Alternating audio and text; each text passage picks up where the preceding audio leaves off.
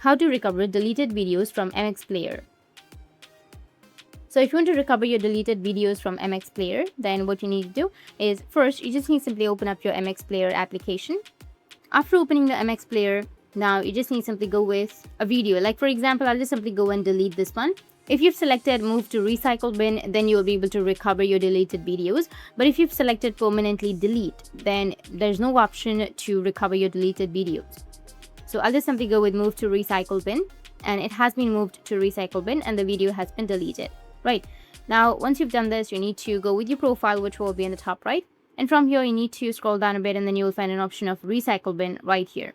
You need to tap on the recycle bin and then you will have the video right here. If it's been more than 30 days that the video has been stored in recycle bin, then the video will be deleted. But if it's not been 30 days, then you can go with the three dots, which will be on the right side, and then you need to tap on recover and you'll be able to recover that deleted video. But if you've selected permanently delete, then video will be permanently deleted and you won't be able to restore it. So that's it. If you found this video helpful, hit the subscribe button and thanks for watching.